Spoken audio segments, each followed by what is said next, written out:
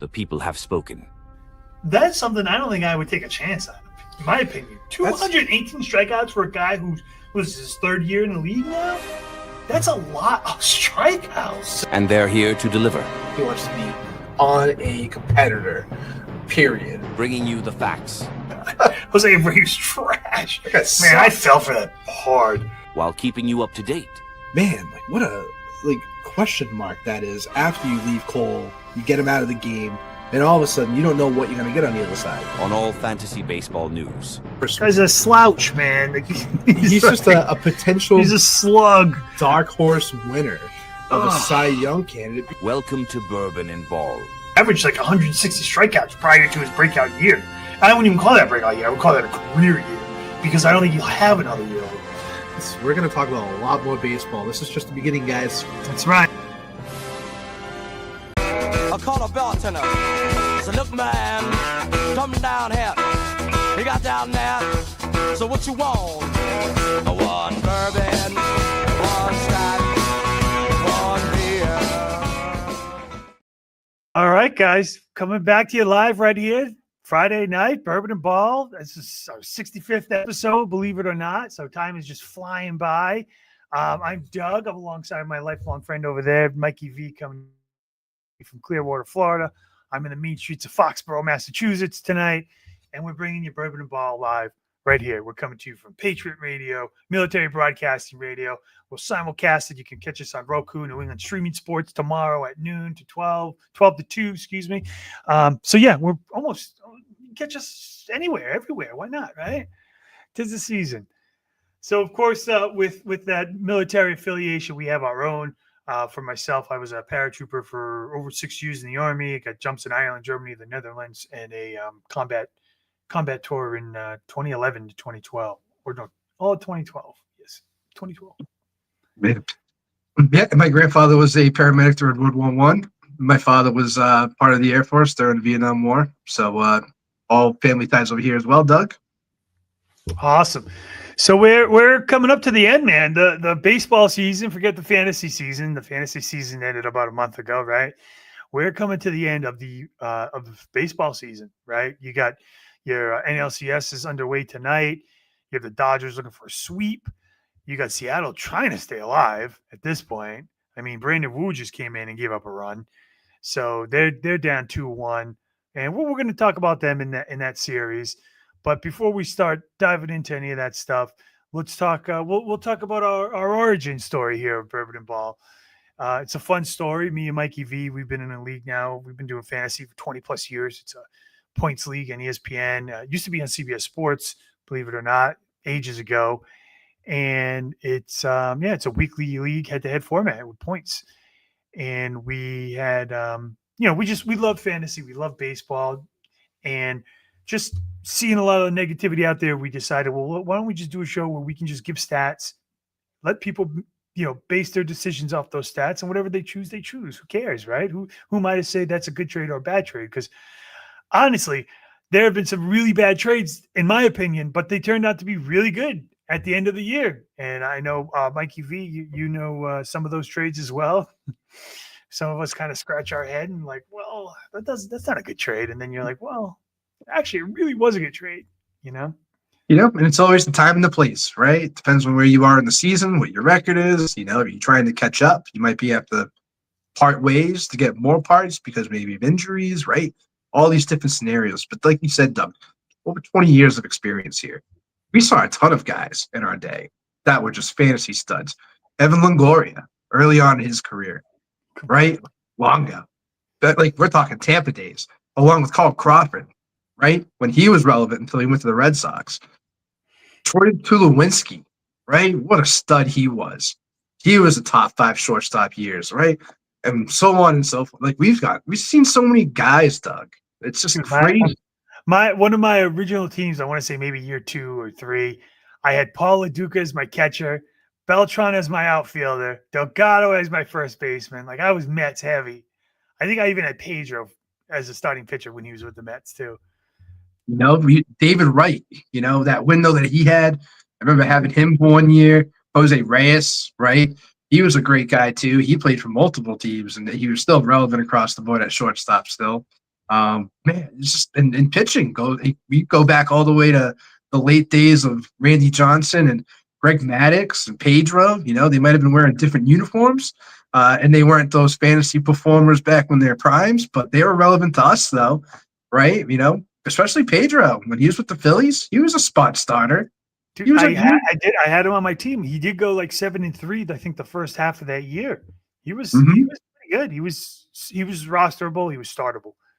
Yeah. So it's been a fun ride. Can't lie. Well, hopefully there's more to come. You know, we got season 3 next year. But we at least got another 20 years, hopefully.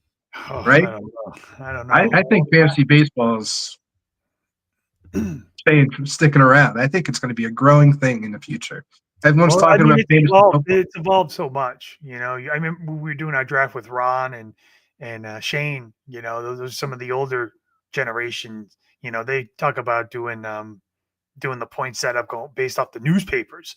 You know, looking in the newspapers and marking them off the days before the internet. Believe it or not. So it's evolved and made it a lot easier to keep track of now. But it's fun. Like the daily stuff is tough. Like I've done it. I mean, we've both done it, right? I mean, it's a grind. Like when you're working full time and you know you wake up late and then you got to rush to work, you're not going to remember to set your lineup. Like I never remembered that, you know, and that's what made it so tough. And that's the reason why I like our weekly league. And yeah, there's pros and cons to every format and every way, pros and cons to how leagues are set up. For us, this is something that I like. You know, obviously, someone gets hurt in the middle of the week, you're kind of screwed. But that could happen to anybody's team at that point. You know, it doesn't matter. Like it's even playing field from week to week, in my opinion. So I actually like the weekly formats. But Yeah. Hey, just like fantasy football. And I honestly, this is a hot take, Doug. I think fantasy football for boys, fantasy baseball for men. Those you have to be built different to scout guys, look out for guys. In football, you got guys that are young and they're good, and they got a shorter shelf life as a career. So it's kind of an easier window. And then also you set your lineup once a week. Baseball, you got a wide range of guys in their young 20s, and we got guys that are even in their mid, almost 40 years old that are still very relevant. That they're still here. Yeah, it's a long season. It is a long haul. It is. Yeah, and I'm saying it separates the boys from the men. I love it. And of course, I'll be drinking my bourbon tonight out of our Bourbon N Ball glass right here. Oh, man, looking fancy over there. I try a little bit. I'm wearing gym shorts at the bottom. So, you know, business on the top, casual on the bottom. So let's just jump right in because I know I always say, like, you know, episodes are fun and every episode is jam-packed. This one is really a little bit of everything. You know, we'll talk about the NLCS. We'll talk about the last game of the NLDS and how that ended too for both sides. But there's a lot of stuff before that we're going to talk about. And this one was a huge story, which I thought was bizarre. I saw some of the tape on it. Talk about the Guardians, Emmanuel Clase and Luis Ortiz. So what I'm hearing, and there's an article, and here it is right here, and that's, you know, Hector Gomez, ESPN, that he'll never pitch again in baseball. The gambling evidence of found on him is just irrefutable, to say the least. And it's wild because if you look at some of the videos, they have Luis Ortiz spiking a ball for a ball, and I think the 6th inning of one of the games, which he put a bet on that he was going to throw a wild pitch in that inning or something like that. And I saw the video and I was just like, that is crazy. That is ridiculous. But I mean, you know, Luis Ortiz, listen, they can live without a Luis Ortiz. Emmanuel Clase, though, I mean, listen, what a disappointment. That's all you can really say, right? I mean, this guy, obviously, you know, he's 27 now, still hitting that twilight of his career. He had Hall of Fame potential, right? I mean, he had 182 saves, you know, a 1.88 career ERA, you know, 349 strikeouts and 360 innings. I mean, nothing can tell me this guy's that couldn't at least get to 450, 500 saves in his career. Like, he had one of the best careers. He was like second or third runner up for Cy Young 2 years ago. And what a waste. What an absolute waste. To not only bet on the game, bet on your pitches. It's what I mean, I don't know. It's like, I understand, like, you grow up and they're from the Dominican, I believe, and some of them probably don't have a ton of money. So what's an easiest way to make money? Well, let's bet on our game and let's throw it so that we can make easy money. I mean, you understand the situation, but you're scratching your head. You're a professional. You keep pitching the way you were pitching, you're gonna make the money. Like, don't even worry about it. You'll make millions and millions of dollars. You were a top closer, and now you're more than likely never gonna play baseball again. It's a shame. That's one word, ashamed. It's terrible. Obviously, he was fantastic, but can't do that.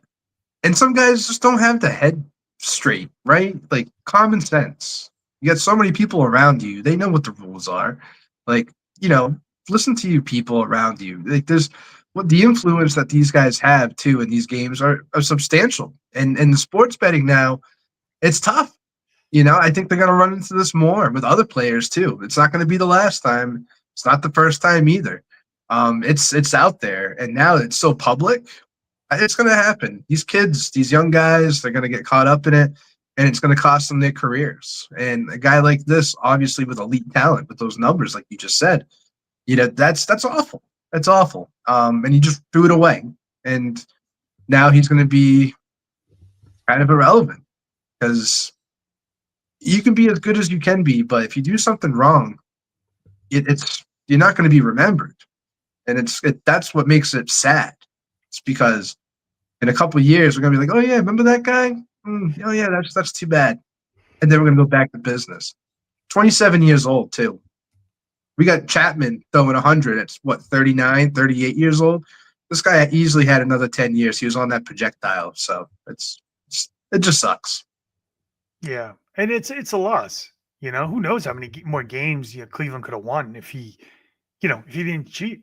Obviously, I mean, they win the division, and that's a great story. But having him there, even in the playoffs, it's a boost. No matter, even if he's a one-inning starter, or maybe they put him in a high leverage situation in the seventh, that's a difference. That's a difference maker. I mean, that's a team that never really splurges in acquisitions. And there was an article today that the GM said we'll probably just stand pat in the offseason, which just blows my mind because you're really literally wasting Jose Ramirez's prime. But it's a team that loves trying to find diamonds in the rough, and they had one. And honestly, who knows? Who knows what could have happened? Well, they had Cade Smith, too, in that back end. And luckily they did have him because he had a great second half for them. He was a big part of that run. So imagine having him and Clase, at least available in the playoffs. And if you had Clase in your lineup, you weren't going to probably lose as many games either. It's not like you were going to be worse without him. So he was going to be there. But it's just, and like you said about Cleveland, though, too, with their wasted potential with Jose Ramirez so far, I wouldn't be surprised if a Stephen Kwan gets moved, because that's just what Cleveland does. It's tough to say that, and I think he would be a very good fit for a lot of good teams. But that's just what Cleveland does. Last year they traded Jimenez to Toronto, and he's playing at a really good level still, it seems, and he's going to be there, I think, again next year as well. I think he's still coming back. So. Yeah, that's just what Cleveland does. And, Jose Ramirez, he spoke up about it, and he said, I thought taking a pay cut meant we were going to bring more guys in, and that just hasn't happened. And I kind of get it. Cleveland's not the most appealing place. I get it. If you had to choose where you would want to play as a elite, all-star or whatever, these free agents that we'll talk about, in a minute or two. But Yeah, Cleveland doesn't appeal to me. They're not building anything special. It's not like they're this big old franchise that has all these, World Series wins, right? It's just a tough fit. The only thing they got is Jose. That's the only appeal. But that's the issue, right? Is they get to the ALCS last year and they lose. You expect them to maybe put some money into it, bring some more talent. They don't. They and actually deduct talent because they trade Shane Bieber, and they still make the playoffs. Like they have this incredible comeback. One of the ages, for the ages in MLB history, win the division after being out, double digit games behind first place. They end up coming back. So they're showing you like, hey, if you can invest in us, we can do this. Like we can go and take it farther. And they're just not. And I'd hate to see Quan go because honestly, the only good part of Cleveland is the top three of that lineup. You got him, Jose Manzardo, but Manzardo, and that's all I can really think of. Maybe Logan Thomas if he does turn it around. I don't know. Yeah, But, Martinez maybe. Jose Martinez there. He was kind of but toward the I end. mean, I think not having that talent also is a testament to how good Jose Ramirez is. Like this is a guy who just is putting up numbers without the talent around him. And he's, we talk about Hall of Fame trajectory, right? 250, and still on his way. I mean, this is a guy who could literally finish with, 350, 400 home runs and 350 steals. It's all possible. Those are amazing numbers. I mean, that's like Barry Bonds-esque without the roids. Really is. Like he does have comparison, like not comparative to Barry Bonds, obviously, but features. Very, very similar features in their game with the power and stolen bases. And consistency along with that too. So, I mean, the guy's one of a kind. Obviously, Cleveland wants to make it work out, but it makes it tough when you make these moves, like I said about Jimenez, and not really bringing anyone in from a rotation standpoint either. And now you got this Clase issue coming up, and it's just kind of falling apart right now. So I don't know if Jose would want out. I'm not asking them to bring in a Tucker. Like I'm asking them to just bring in a mid-tier guy or a couple. They need rotation help. There are some cheap options out there that could give you an instant boost. I think Merrill Kelly would be a great fit. Honestly, that's a cheap guy. That's an SP3, your 3 or 4 starter at the back end. He'll give you decent innings, 170, 180 innings. Like he's a professional, Last year, I think they would have if they would have even signed like JD Martinez before he retired, he could have actually, produced in the lineup and maybe gave him a little something extra. They're just mid-tier signings that could just boost your team, and they're just not doing anything. Yeah, I'm looking at a couple other guys too. You got Framber Valdez. He's an unrestricted free agent this year. You got Chris Brissett. Maybe that's a fit right there. A mid guy right there. I think Chris Brissett sounds good. Yeah. Well, let's talk free agency for a second. All right. Okay. So Yankees outfielder, first base, DH, Cody Bellinger, he opted out of his contract. Pretty good year, right? 272, 29 homers, 98 ribbies, 89 runs, only 90 strikeouts, 13 stolen bases, gave you 463 points or 3 points to start. However, talk to the playoffs, you talk a different story. He only hit 214 in the playoffs. He opts out. Then on top of that, you got our guy, Red Sox third baseman Alex Bregman. He opted out. Now, 277. This is what blows my mind is because these numbers for him,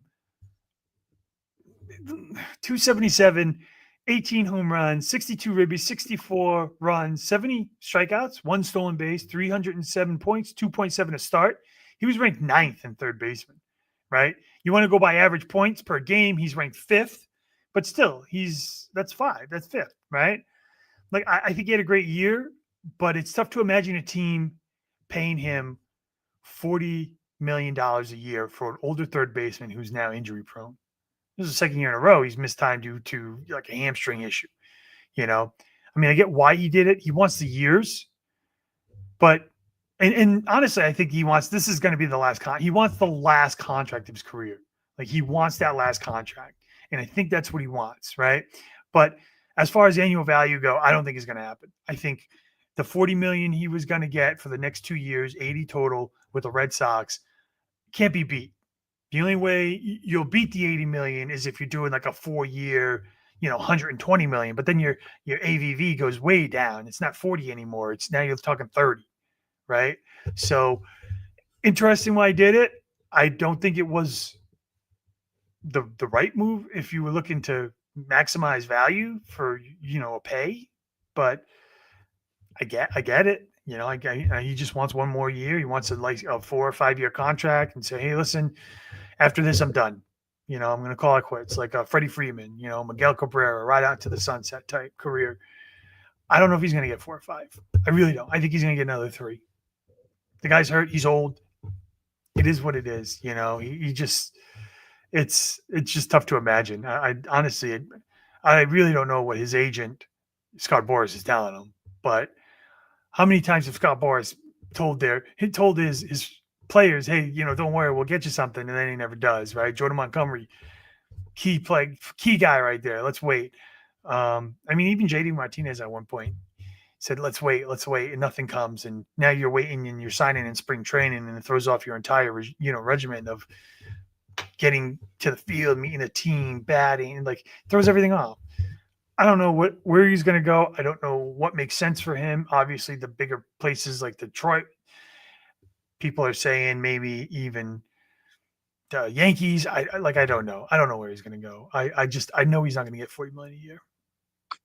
I think he's at this point in his career, he's going to be 32 going into next year. Probably maybe looking at a 3, maybe 4-year deal, maybe 4. But he's going to go to Detroit, Doug. I'm dead set on it. I think an AJ Hinch reunion, the strides that they're making right now in there, and let's just be honest. Let's just call a spade a spade. I don't think that Red Sox clubhouse. I know they got the youth movement going on and everything, but I think there's some rocking up the boat in there as well. I think that's kind of a dysfunctional clubhouse, and there are some secrets there. I have no proof or anything to say that. I'm no journalist, but just the vibe that I'm getting is, I think Bregman came, and I think he just thought it was all right. I think he thought it was going to be a little bit better than how it went the first year. So I think he's had his heart set on Detroit. I think he thought he was going to Detroit, and then he even commented publicly that was a very last minute thing for Boston to come in at the end to offer like another 10 million on top or something ridiculous, and he couldn't say no. So he has a chance here to reverse course. I think you're right. I think 40 million is steep. He's not going to get that for sure. But I do think he's a $30 million guy at least. He's a clubhouse guy, veteran at this point in his career.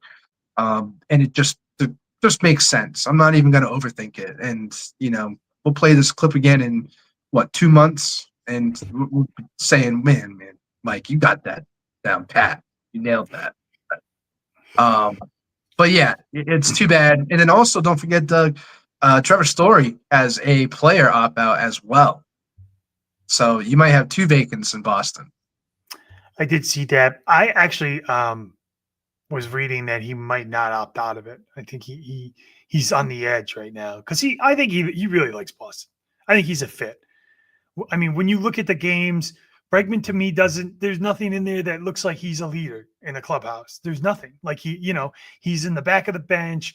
Yeah. If it's a game winning hit, he'll get up and he'll clap, but he's in the background. He's not a face of the franchise type guy. He never was. He just never was, in my opinion. You go back to Houston days, you're talking more of Altuve, more than him. So I don't know. I think you're right. I don't think he liked it there. Not as I probably thought it was going to be better, like you said. Ended up not being. But let's not forget he also missed almost a quarter of the season, and they still made the playoffs. So now you got to ask yourself, well, how much of a hit is this going to be? And everybody's saying, well, this is going to be a huge loss, and it very well could be. But they still managed to make the playoffs without him. So it'll be interesting to see where he goes. I mean, if it is Detroit, I personally, I really want to see Cleveland build something. I don't think Bregman's a good fit there, but I'd love to see them go out and maybe try to get Josh Naylor back or something. You know, they I'm telling you, they're there. They're on the cusp. Like, just put the money in and let's go. Like, what are you waiting for? Like, go out, get 2 starting pitchers, you know, get Kelly, and maybe if you want to splurge a little more, maybe get a Valdez. You know, I know he's a head case, but he didn't have a good year. You might be able to get him on a 1-year prove it deal. Mhm. And then get a Josh Naylor, and you're sitting pretty, You know, I don't know. I think I'm slowly turning into a Guardians fan, like a Yeah, closet I Guardians think fan. it sounds like it. You've been, man, you've been drinking that Kool-Aid over there in Cleveland. Crazy. But again, though, I got one random scenario for you too. If Bregman does leave, which it sounds like I'm saying, I think he is. How about bringing like a Bo Bichette in? You know, he's going to be an unrestricted free agent. You're going to get a little bit of a discount on it, versus what you would have been paying Bregman, and then you still got some of that Devers money that you saved too. I know they spent a little bit of it on Roman, but still, they got money to spend. They should be some serious contenders in some of these big names coming up this winter. My only hesitation with Bo Bichette is you can't forget about last year. Like, you can't. It was a miserable year. And he gets hurt. I think he went on the IL twice this year. You know, it's because he went into playoffs, and then prior to that, toward the end of the year too. So I don't know. Like, I don't know if I'm sold on him yet. That's all. Like, only because I had him in fantasy last year, and I had such a high ceiling. I drafted him in like the 3rd or 4th round because he had such a good year, and then he did absolutely nothing. So it's just when you have somebody on your team and you have them for the whole year, and you're able to see how they actually perform. You know what I mean? It's like every day you look at like a strikeout, a home run, a strike. So you know how they are. And like a Bichette for that year, I knew how he was, and I knew that he wasn't good sometimes. You know, it's like That's like Brett Roker to me. yeah, Brett Roker, or it's on the opposite, on the flip side, you get a Josh Naylor. You have him on your team, then you realize, wow, this guy steals bases. He hits for home runs, even 20 home runs. I mean, a 2020 first baseman who can still hit around 290, 300 is like a unicorn, right? I mean, they're just guys you don't realize how good they are or how bad they are until they're on your team. And for me, Bo Bichette showed me how bad he was. Yeah, and he did have a bad year last year. I had him in a league last year too, and it was dreadful. And I made a trade for him too, which was even worse because whoever I traded was obviously better. But I don't know. I think he'd be I still think he'd be a decent fit because it's such a young team. Like I said, he's 27 years old, so he's still young himself. You know, relatively young in baseball terms. And I mean, that Red Sox team is a bunch of bros. It seems like they're just a bunch of kids that are just. And I feel like Bo Bichette is kind of a bro too. To be honest, when you see him, he's a baseball bro. He's a rat, a baseball rat. He's been around baseball his whole life as a kid, going into, you know, obviously with his dad Dante, and now playing for Toronto, being an all-star, and you know having a recovery year on his contract year. I don't know. Vibes are high on that because who knows after this series with Toronto what their team's going to look like next year, because they already did spend some money. They spent a lot of money on Vlad on that contract. Stan Donter, I mean, you got to call a spade a spade. He's still getting paid. So that was their splurge. So they spent some money last year for kind of a middle-ish market team. They've been trying to make a splash for a few years now.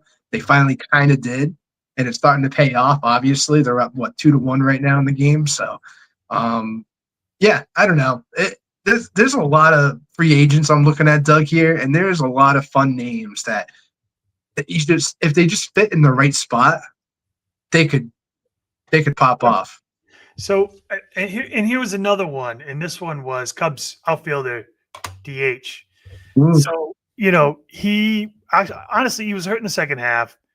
I think his fantasy value kind of dipped a little bit because of that, because it was just such a bad second half for a while, months. So they're thinking this guy is a $400 million guy.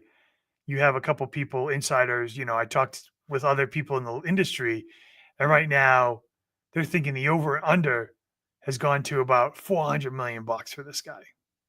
So it's obviously it's going to be like a 10-year, $400 million contract or something like that. I personally don't think Chicago was the right spot for him. I don't think it was it might have looked good on paper with the team around him. I just don't think he gelled in Chicago. Like I don't think he fit, he belonged, or he wanted to be there personally. I think it was more of the Astros just saying, "Hey, listen, we're moving you to Chicago. We're getting a bunch of, we're going to help out our organization. You're a free agent. Like we're trying to maximize what we can off of your value." So they do it, and he goes. But we all knew he wasn't going to sign with them, and I still don't think he's going to sign with them. I think he's going to go somewhere else. And a lot of the stuff I read, the Yankees want him, the Red Sox want him. Some of that Devers money you're talking about, you got Devers money, you got Bregman off the books, you got Lucas Giolito off the books. Let's go out and try to get a big star. So he's the talk for them too. Even the Dodgers recently. I mean, they're talking about him playing for the Dodgers, like in that lineup. It's wild. It's scary to think about. I hope he doesn't go to LA. At some point you're going to say to yourself, well, the Dodgers are now the Yankees. They just taken the throne of the Yankees. And it's not fun for baseball because the team that wins all the time is a team that's hated all the time. And they're being slowly but surely being hated because of what they do and how they do it. So I honestly wouldn't like to see him go there. But yeah, there are, like you said, some really good free agents. I've always been a Josh Naylor guy.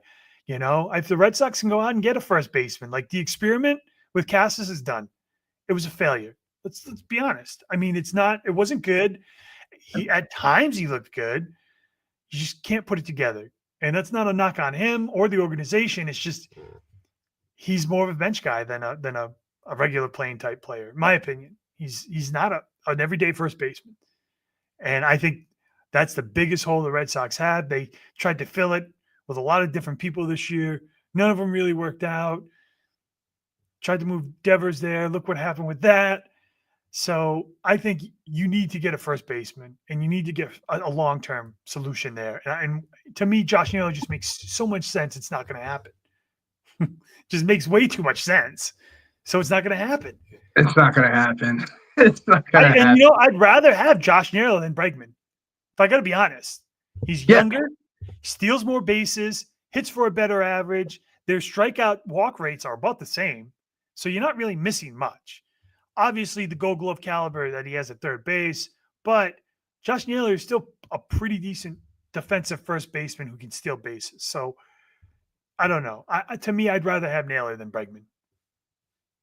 I agree with that, definitely. Yeah, Josh Naylor is, I mean, you talk about him all the time, but it's true. It's just what he is. He's just a really good player, fantasy-wise and in real baseball. Like, he's having a pretty decent series, all right? He's not doing too bad. Making an appearance at least. But, going back to Tucker, though, I know it sounds boring, but I do think it's going to be the Dodgers. It's weird to say, but it just makes sense. Just what they're doing, like you said, modern-day new Yankees, all that deferred money. Like, this is why they did the deferred money, is to say, okay, we're 2 years into this project here with Ohtani and everything. He won on his first year. They're on their third year now? Or something. It's second or third year, I forget. But they deferred all that money. So now they're not in the middle of it. Ohtani's there for a while still. He's still got 7 years still on that contract. So now you're almost in the middle of it. This is why you deferred the money, because now you can get guys like a Kyle Tucker. Don't have to sweat it. They can just spend it. So yeah, they are the modern day Yankees. And yeah, it's probably bad for baseball. Especially for half of the small market teams that are out there, probably half the league. So if you're not a juggernaut now all of a sudden it's kind of like it's getting very lopsided out there. It's not good. It's not good. But yeah, Dodgers are my contender. My Red Sox are my hope. And I hope not as the Yankees, because also he would fit really well with New York Yankees. That'd be dangerous. I think at this point maybe the Yankees just need a revamp. Like, get rid of the dead weight, get rid of Stanton. Like, if you need to eat most of his money, then just eat it. It's like he's doing more harm than good. He's wasting a DH spot where you could just rotate guys in and out. It's like they had that issue when Judge was coming back. They wanted to DH him. They also wanted to play Stanton. Stanton played the outfield a couple games. I mean, obviously didn't look good. So it's just the DH role for a lot of teams is to give a guy a day off here and there, to rotate guys. And when you have a guy that's strictly DH, it's tough to do that. And I think that's why Stanton is a guy where you're just like, you know what, he's got to be gone. We get rid of him. You sign Tucker. You're starting to build a little bit. I mean, there's still holes in that lineup for sure. Is Volpe the answer? I don't know. Is Ryan McMahon playing third? Is that the answer? You need a first baseman. Goldie's gone. Obviously, I think Tucker is an upgrade over Bellinger, so you fill that spot. But they have a lot of holes too. And, they're just lucky enough where they have a superstar. They have a rotation that's coming back bigger and better than ever next year with Garrett Cole. Max Fried's locked up. Carlos Rondon still got a year or two left on his contract. They're coming back, and it's really, they're in a good spot where, yeah, they have a lot of holes, but it's offense holes. We don't have to worry about the rotation. We don't have to worry about the back end. We need to worry about just one thing this offseason, and that's getting offensive talent. And that's not a bad problem to have. No, that's a fun problem to have. That's the most best part, because now you can kind of, like you said, rebuild, refresh. I mean, they did just kill the DJ LeMahieu salary last year. So they're not shy about killing off $20 million contracts. So I don't think it's unrealistic to say that.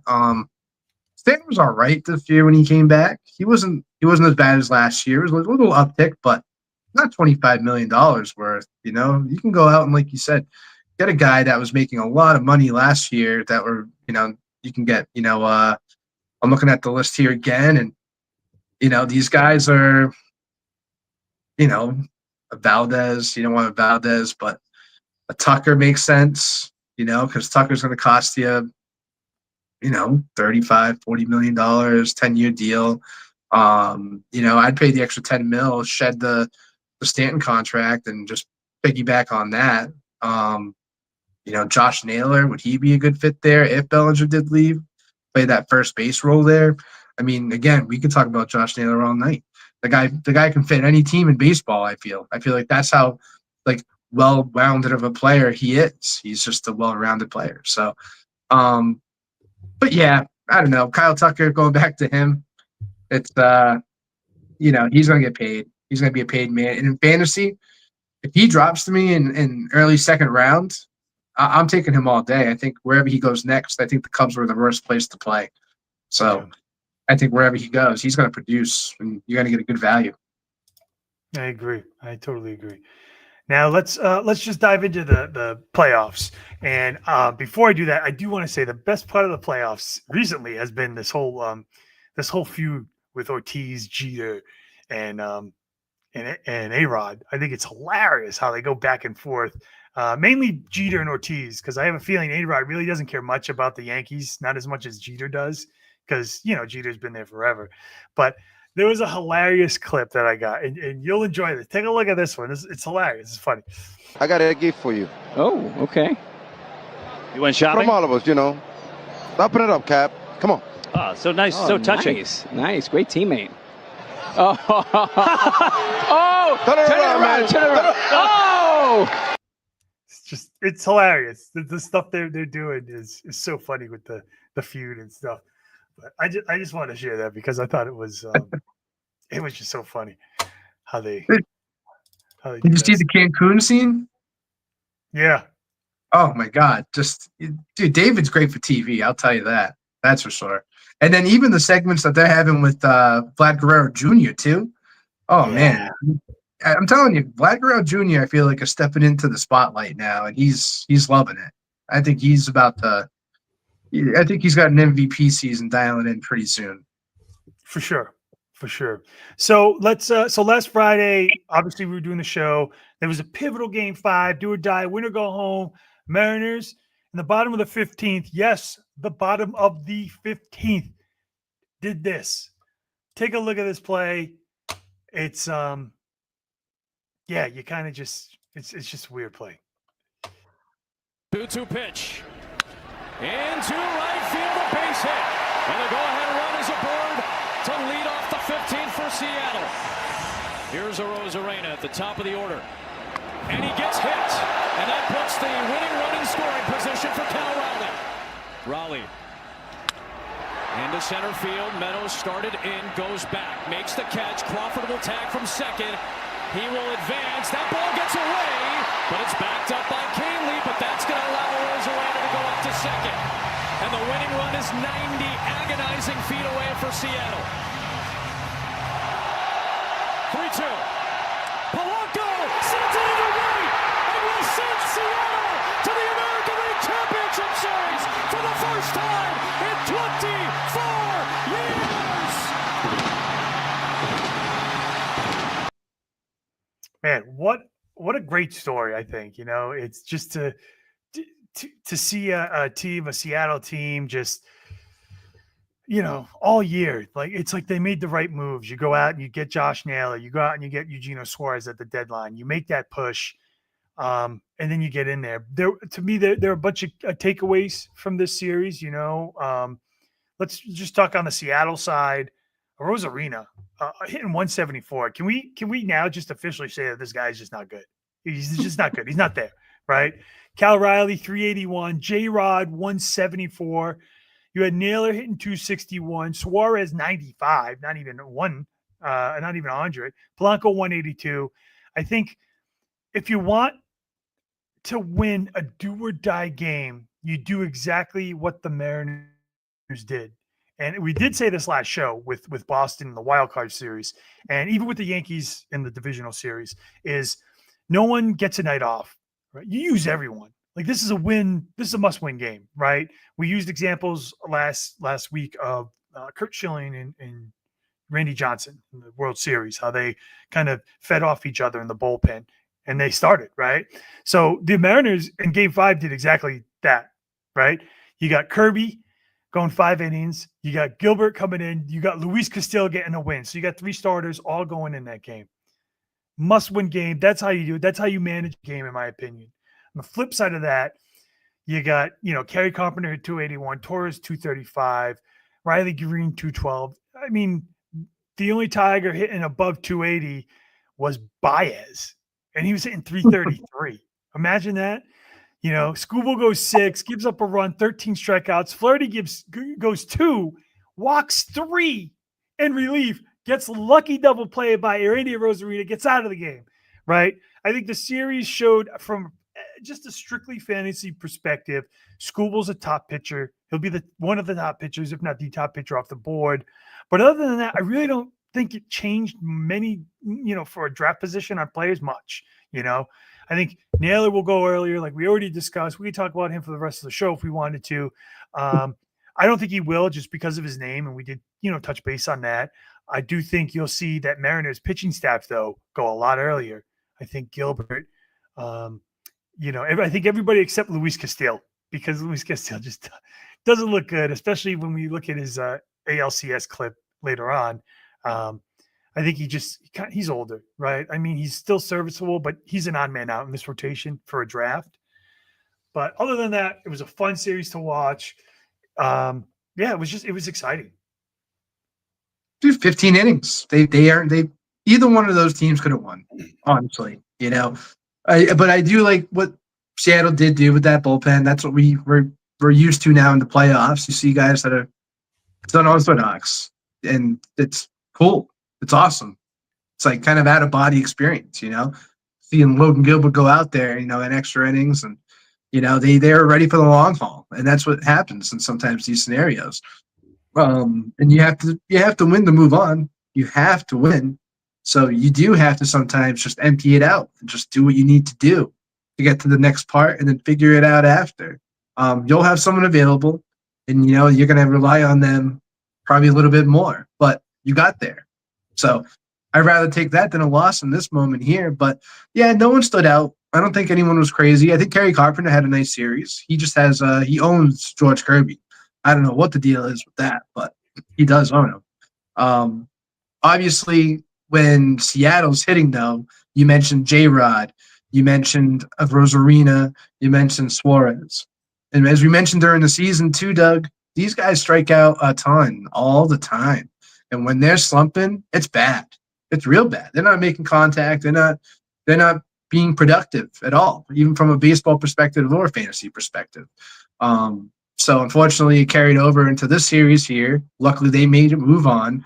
I think they can thank their pitching for that, and they can also, thank timely hitting as well in the right moments. We're in a league now where it's a home run or a strikeout. That's the world we live in sometimes, and this was a power series, power pitching on each side, and power hitters that strike out a lot on each side as well. So, yeah, this could have went either way. I was kind of rooting for Detroit, but it's crazy because Seattle hasn't been this far in 20 years, Doug. So we should be rooting for the underdog here. So it's good to see that transpire.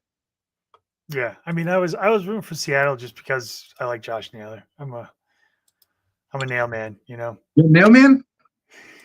I am. So then on the flip side of that, you got the National League Game 5. They had their own Game 5. This was Saturday night. The next night, the Brewers at home versus the Cubs. Another win, go home that honestly didn't have a lot of fireworks. Not really a lot, Both teams emptied out their bullpens. Everyone pretty much available. The game was kind of lackluster in my opinion. The Brewers went on. They win 3-1. And the only scoring really solo home runs. Contreras hit one. Suzuki hit one for the Cubs. But then you had Vaughn. Bryce Terang hit one. I have them all right here. The Brewers anyways. Take a look at some of these. This is how most of the scoring was done. This is the Brewers, all 3 home runs right here. And he pulls this one deep to left center, way back, and gone!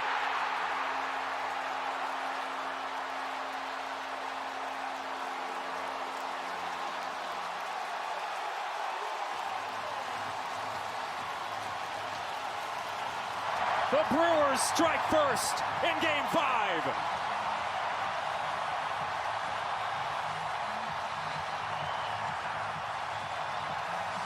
One, two, three, fourth.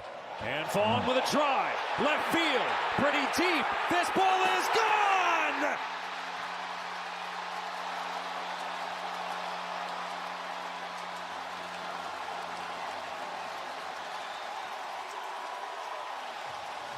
Andrew Vaughn has vaulted the Brewers into the lead in Game 5. Terang the batter. And Terang drives one. Center field. Way back there. Gone!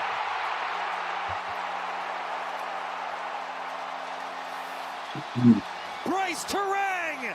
His biggest swing as a Brewer. It's fun to watch. I mean, everybody loves a good home run. Some key takeaways, you got Jackson Chourio. He hit 389. Contreras hit 300. Everybody else was hitting 280 or less. From a fantasy perspective, you got Murawski, that rookie. I know I'm butchering the name. He'll definitely be drafted earlier. We're going to talk about him in the NLCS, but he looked good. 4 innings, 3K, 1 earned, got the W. I think to me, it seems the Brewers need something though, right? They aren't a sexy team. They'll probably lose to the Dodgers. And I wrote this before the NLCS started. I wrote this portion. So let's see if I was right or not. They probably lose to the Dodgers. They have pieces, but I think they still need a big bat. I think they need a durable starting pitcher, to get them over this hump. They got the closer. They got some good offensive pieces. They need a bat, right? They need Freddie Peralta. They need him. They need Murawski. And then they need somebody to slide in. They need a decent SP2 right in that spot. You get something like that, I think that's what they need. On the flip side, the Cubs, you got 296 from Michael Busch, who I think this helped his cause with the draft. I think he had a great postseason. I think he had 4 or 5 home runs. He's going to go earlier. Nico Hornia, he hit 419. He's going to go a lot earlier. Probably be one of the 3 or 4 top second basemen off the board. Tucker, 259. I think he'll go later, not crazy later. PCA 185. I think he's going to go much later than if the season ended after the first half. If the season ended after the first half, this guy's a keeper maybe, right? Well, it doesn't. There's a whole nother half. And, I'll tell you, if Tucker's not in that lineup next year, he's going to fall even more. Like, I don't think PCA should be, that protection's gone for him. To me, again, for the Cubs, starting pitching, you lose Justin Steele.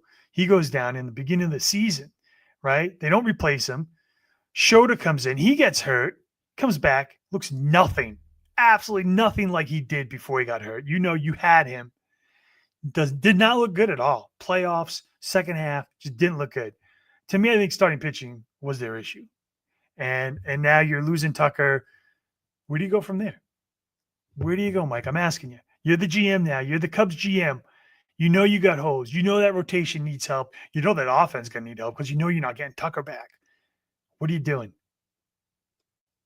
What am I doing in Chicago? Well, you're not going to get Justin Steele probably at 100% until maybe middle of the season, right? So you really can't bank on him being that ace again, maybe until later in the season if you're lucky. Shota needs to bounce back, right? That's a guy that needs to bounce back and at least come somewhat to form to what he was his rookie year.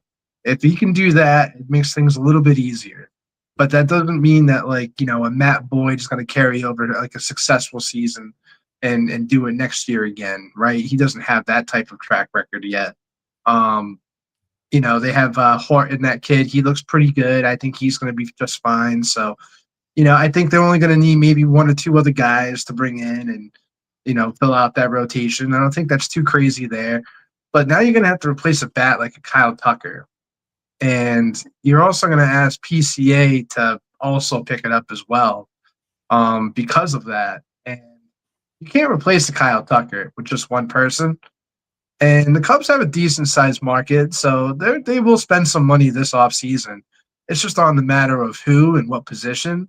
I think their infield looks pretty good, but I think it's probably the outfield they need to work on and bring a couple bats in.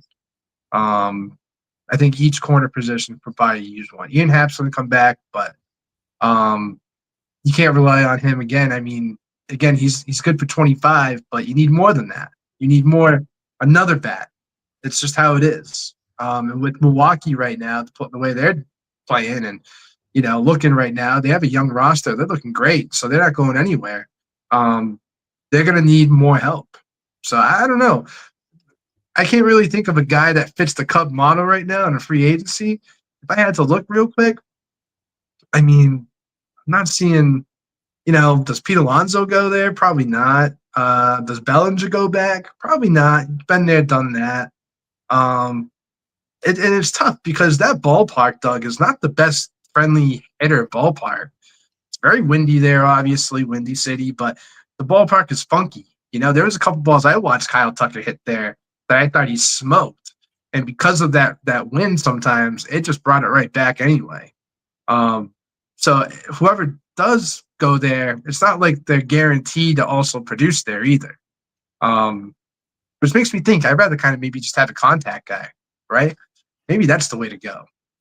When I think of the quintessential player, I think of an Anthony Rizzo, a left-handed bat, looked great, made some good contact. Mm-hmm. Nobody, I mean, Josh Naylor I don't think he's going to go there. I don't, to me, that's not a fit for him, even though you're right. He could probably play any team.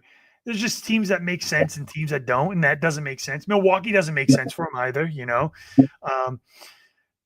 I think that if they want a bat, they're going to have to trade. They're going to have to go out and do some type of trade or something because they're not off the market. There's like you said, I can't really think of anybody that would fit that mold. Honestly. Yeah, I'm looking around, and there are some cheapy guys you can take risks on, I guess. Yeah. I'm looking at a Luis Robert Jr. You can take a risk on. He's got a club option at $20 million. I don't know if he's going to get picked up on that, so he might be available. But I'm looking at the rest of this list, Doug. It's kind of hairy for them, Reese Hoskins, does he move over? He's got a mutual option. Obviously, Kyle Schwarber, does he make a reunion? I'd rather see him. It does make sense. He could, if anyone can do it, he can do it.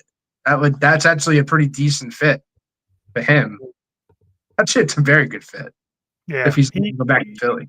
yeah, he succeeded very well over there. Like he came, that's where he came into his own, I think. Like because prior to that, he's with the Nationals. He was kind of like up and down for most of his career, and then he goes to Chicago, kind of cements himself as a. Honestly, he did play the outfield there too. Not forget he did play the outfield for a little while in Chicago. Pretty good hitter there, succeeded. So yeah, to me he's probably one of the few free agents. But I could also see Schwarber maybe the Red Sox make a push for him. Yeah, that's a possibility. Definitely a possibility. I mean, is Yoshida coming back next year? Is he still available? I don't know if he's on the contract or not. I mean, if he is, he needs to go back into the outfield for sure. You got Duran out there still. He's got, I think, a player option. It looks like for like $8 million, so that's a guaranteed pickup. Yeah, I guess he might be on the move though. I would not be surprised, as much as they say they don't want to trade, that young good talent. They have a lot of it, and honestly, I think what you can get for him might be well worth trying to explore. Yeah, he just turned 29, so he's only going to be going into he's not even going to be 30 by the end of the year. So that's still prime age. He's still got prime years in him still too. And they probably, honestly, if you're going to maximize your value, you might as well do it sooner than later. You are going to have Roman Anthony. You're going to have all these other guys coming back up. So there's some space I think you can make. And like you said, maybe get something you need. We had an offer for Cease and the catching prospect there, Salas. Oh yeah, yep. It's like, man, that's a really good deal. That's looking back at that. From when it was, that was a really good deal. I think that might have put the Red Sox a little bit over because they would have had that number 2 guy that you kind of do need. Regular season aside, a Dylan Cease I'd rather have pitching than Giolito or a Bello. See, I would rather. I like Giolito. I think he had a pretty good year coming back from TJ surgery, and he gave you a ton of innings. I would rather have Giolito as my 2, and then put Cease in as my 3rd. I do like Cease better than Bello, but he gets really erratic, and we've seen him, right? 4 walks, 5 walks a game. He's just prone to that big inning, and I think playing in the American League, playing against the Yankees, you might see that big inning a lot more than you did when he was in San Diego. Yeah, it's tough, Yeah, I don't know if you're going to get a better offer right now than that for Duran. I don't know. I'm not sure. I'm not sure what they thought they were going to get for him. Well, the season's over. Teams are going to reevaluate what they need. They're going to have more time to think about it. So I think they're going to have more offers. Maybe the Cubs do offer him something. I'm sure they would like that. Ian Happ, getting older, strikes out a ton. Maybe Milwaukee. You got to replace Yelich at some point. I mean, he's just your full-time DH now, and your outfield is kind of. Wouldn't that be a duo right there of Jackson Chourio and Joe Duran? Oof, that'd be sick, right? I mean, and then you slot in like William Contreras, and then kind of build from there. And like that's a formidable, 1, 2, 3. Yelich can back cleanup if when he's healthy. It's not a bad lineup. Like, it's just what are you going to get for him? Yeah. Bryce Terang's still in that lineup. Yeah, that's a fun lineup.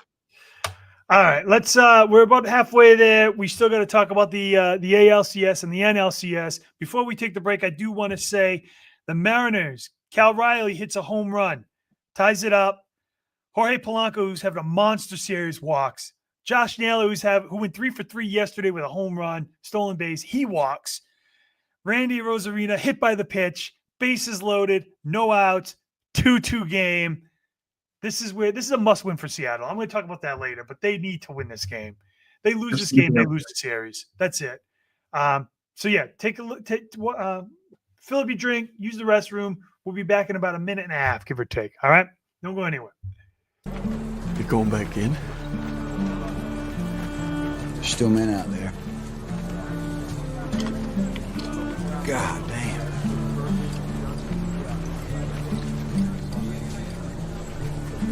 When I go home, people ask me, hey, Hoot, why do you do it, man? Why? You some kind of war junkie? I won't say a goddamn word. Why? They won't understand. They won't understand why we do it. They won't understand it's about the men next to you. And that's it. That's all it is. Find us on the web at mbradio.us. I want to make it clear that the views expressed by our hosts are not considered the official stance of MBR Views. Remember, this is all about having fun and enjoying the ride. And now the guys you just love to hate. It's trash. It's garbage. Man. It's a dumpster fire, man. It's a man. Come on. It's not. Doug and Mike are back with more Bourbon and Ball. All right, man. So we're here. We're talking about playoffs. We're talking about the ALCS and the NLCS. And I do want to say, last episode, I kind of made a prediction. I thought that that Seattle was going to win, and Eugenio Suarez just hit a grand slam. So it's 6-2. Then the bottom of the 8th, 3 outs, they lock up, they take the lead. That's exactly what you need. But anyways, have you been following the Dodger game, Doug? No, I have. I'm following the Seattle game. Let me just tell you, it's Shinsei Ohtani day. It's 3-0 after 1. Ohtani leadoff home run. Ohtani's pitching, first inning, 3 Ks. It's Ohtani day. And he hits a home run. Yeah. That's Babe crazy. Ruth. Better than Babe Ruth. Way better than Babe Ruth. Yeah, he's kind of a stud. That is unbelievable. But here was last week. This is what I said last week, and it looked better when we were going to win. I'm looking at Scooble. He's got 95 pitches and 5 1/3. He's got 12 strikeouts, which is great.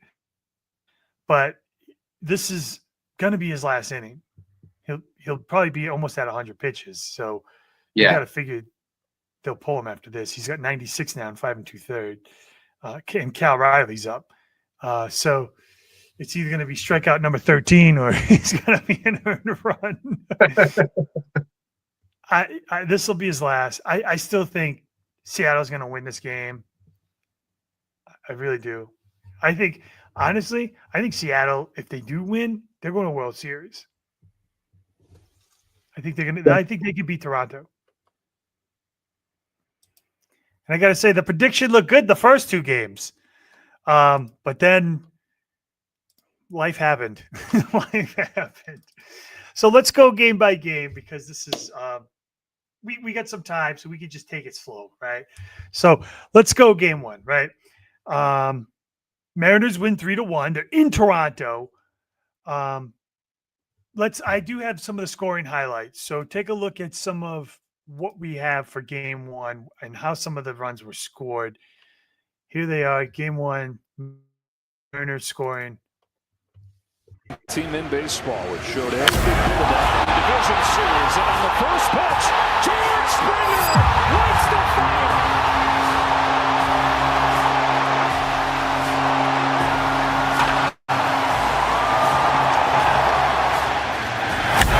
High drive right field. Cal Raleigh has connected and tied the game in the 6th. It's the big dumper when the Mariners need him most. Gone in the 6th, the 3-2. Polanco rips one to left field, base hit.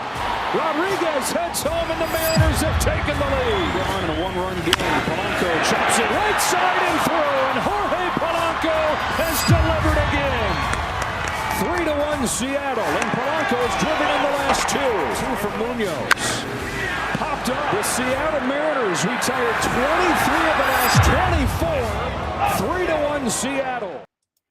So they win a huge game. You know, you're playing 2 games away. You want to at least win one of them. So they're in a good spot. They're up 1-0. You know, some of the highlights, you got Bryce Miller, who looked great. 6 innings, 1 earned, 3 strikeouts. Bullpen retires 23 or less 24, which you heard in the video. You know, Riley gets the home run. Polanco literally making a case to be one of the top 3 second baseman off the board. He's hot. He hit a home run last series. This series, first game, 2 singles, 2 RBI right off the bat. You know, I'll tell you, Seattle has managed its bullpen perfect up to this point, up to game 1, right? You do that must-win game 5. You empty out the bullpen. Everybody except Bryce Miller pitch, pretty much. Most of your starters, right? Wu didn't pitch because he was still dealing with that injury he was coming back with, so he doesn't pitch. But you save Miller. You throw everybody out there, and you're like, we need to at least save one guy, because if we do win, let's think ahead, right? Let's think of game 1 of the ALCS. So from that perspective, that's great management. Management 101. Like that, great, right? Flip side of that, Gausman goes 5-2, 2 earned, 5 strikeouts. You know, Springer has a solo shot, which he passes Derek Jeter for 5th place on the most postseason home runs list, which is amazing. That just goes to show you those guys have played for great teams, always gone to the playoffs a lot of times in their careers to make those numbers. But I think for me, the key takeaway of Seattle for game 5 of the DS and game 1 is just the bullpen management, the staff. It's great. It's great. And it's a must-win game. You need to at least take one of these games to win this series, the first 2. Yeah, you do. You really do. Yeah, Seattle's bullpen is nasty. We know their bullpen's nasty. They've even handling it. The guys that they had been pitching in it, even going back to Spear. Obviously, Munez going into the end of the games here, been very consistent pretty much the whole entire year. One of the best closers in the game right now, along with their star-studded rotation. I mean, you couldn't ask for a better situation. We talked about them during the year, too, having this rotation. All good quality guys. So you don't have to rely on your bullpen, but right now they're doing well. They don't have to go deep into their bullpen right now. They don't have to even question on, the availability on guys and everything. They're very on course right now, I feel, from a pitching perspective. Toronto, on the other hand, I'm not really 100% sure yet about that. Kevin Gausman only going 5 2/3, right? You probably wanted to see him go a little bit further in these games, but you don't want to risk it because you know how clunky that Toronto bullpen was going into the end of the season, going into this postseason.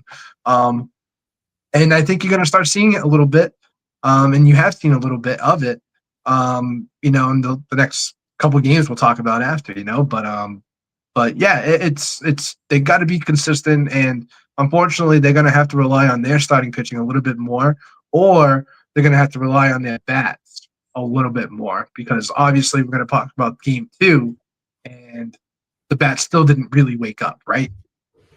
No. You got Mariners end up taking game 2, 10-3. The hero of the Yankee series in the ALDS, Yesavage, who delivered a gem for the Blue Jays against the Yankees, he did not look good at all. 4 innings, 5 earned, 4K, 3 walks. Other than that, the offense was pretty much held in check, right? I mean, they scored 3 runs, but Seattle was pretty much able to counter pretty quick. Gilbert, 3 inning, 2K, 2 earned, but J-Rod hits a 3-run shot in the first. Red Hot Polanco hits a 3-run shot. Polanco is that's the theme of this series. And then Josh Naylor with a 2-run shot, and he adds a stolen base. So take a look at some of those scoring plays from Seattle and tell me that this is not a team that you didn't think would at least win 4 out of the 5. To me, you took 2 from Toronto. You did what you needed to do. Then you're going to go home. Obviously you're not going to sweep them. They'll probably end up taking 1, but to me, I mean, just look at the plays here, right? 2, Rodriguez hooks one in the air. Let me start that. Here's his 1-2. Rodriguez hooks one in the air down the line. If it's fair, it's got a chance, and it's gone. Julio Rodriguez with a 3-run shot in the first inning. You've got to be able to get out of that at bat, and then that split finger that just fluttered right over the middle And the timing of seeing 3 in a row allowed Rodriguez to stay back, keep his hands back, and keep it fair. Shot to right center field. Varsho on the run. He's at the track. He's at the wall. It's gone. It's Polanco again. Jorge Polanco is owning October for the Mariners. He's given them a 6-3 lead. Look at this swing. This is so perfect on a pitch that's in the zone that left the field.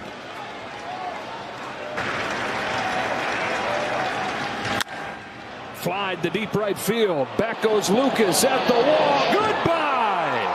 Third home run of the game for the Mariners, blasting their way through game 2. They lead it 9-3. Power of the Seattle Mariners, and he takes one middle and just Fred McGriff, right? Follow through, former Blue Jay. In a stadium where he went deep when he was a high schooler. I mean, those like, you know, you look at the first 2 games and you're like, okay, you know what? I mean, if nothing tells you they're going to sweep, I don't know. You know, it's like Toronto's not waking up. Their offense looks horrible. Their starting pitching doesn't look good. And it's final. So Seattle just won game 5. So now they're up 3-2, which is, you know, now you just got to take one. You just got to take one game in Toronto. Which is doable because you've already taken 2. But yeah, you know, you look at game 2 and it's you're saying to yourself, is this the best you could do, Toronto? Like, is this the best? You know, you really think it's over for him. Honestly, I did. I mean, I looked at game 2 and I said, okay, this series is done. Like, this is done. There's just nothing looks right. They were playing at home. They lost 2 games at home. Now you're going back to Seattle. Like, there's just no way they come back. No, like, again, we talk about the pitching. It's just more consistent than Toronto's is. The hitting, when they're on, they're on. When they're off, they're obviously very off. But right now, it seems like they're smacking it right now. And you're Savage there. You know, again, I probably butchered his name. But look at those location on those balls, Doug, on those home runs. I mean, those are over the plate. You can't be doing those in playoff games against guys like a J-Rod and a Naylor and Polanco. And we talk about fantasy value, and I think Polanco is a serviceable second baseman. Didn't he finish in the top 10 this year in our point league? Kind of snuck his way in there. Very serviceable guy, and I think he is doing himself a little bit of favors in this series. He's making a little name for himself in this little playoff run. Maybe he's not electric, but I mean, for a position that's weak in second base in fantasy, this type of guy could be a reliable asset, especially if they bring back a couple of these bats for free agency. That'd be the key. They can't rely on him to be this without those guys, but it does open up more opportunity when he's going to be getting the pitch selections instead of maybe like a Naylor or J-Rod or even a Suarez, you know, when he's hot. But yeah, I'm a big fan of Polanco. So yeah, great to see him have that nice swing too. I like how they slowed that down and broke that down. Professional hitter. Yeah, I think you nailed it. They, you know, this is all contingent on if they bring some of these guys back. Honestly. So then you go to that. Now you're in game 3, right? You thought, well, I thought, you know, Seattle was going to sweep, and I was definitely wrong. I don't know what happened. Although, you know, taking 2 games in Toronto was needed, or at the very least, like I said, you go 1-1. The Blue Jays woke up. I mean, this final score was 13-4, you know, and the point of making trades at the deadline is to secure a playoff push, and getting someone like Shane Bieber is to shore up a shaky rotation. Now, although he didn't start off good because he gave up a 2-run shot to J-Rod, he settled in, went 6 innings, 2 earned, and 8 strikeouts. Take a look at some of his highlights from game 3.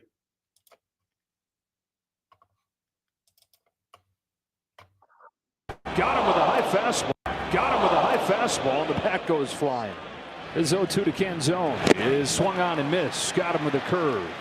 Victor Robles with one away. Unable to lay off. Back-to-back Ks as he's had the breaking ball working a little bit better here. Payoff. Got him. And he strikes out the side in the second.